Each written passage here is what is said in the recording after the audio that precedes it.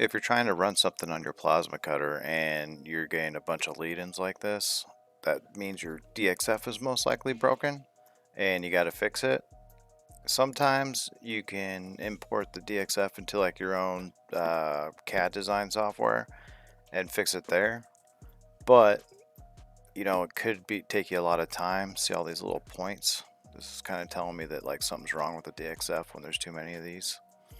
You tend to get that when people are making something and then they're exporting the DXF file.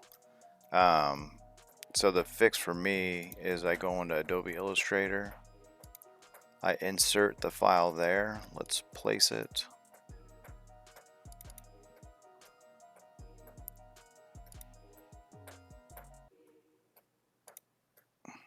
So now I've got my file imported. And then you can actually see it now. When I highlight here, you can see all the different points here. That's going to cause us all kinds of problems. Highlight everything, go to Object, Path, Outline Stroke. Now go to your Pathfinder. You can also find it up here and under Window. And then we want to merge everything that we just outlined.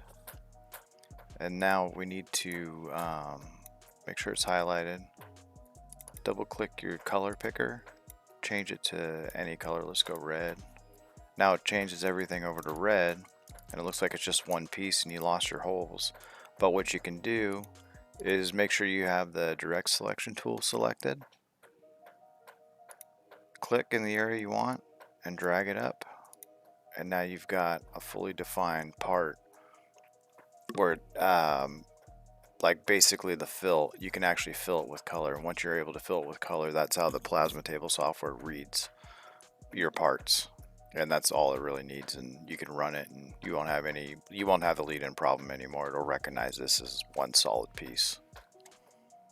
And then what I'll do here is I'll actually just highlight the stuff I don't want anymore and delete it.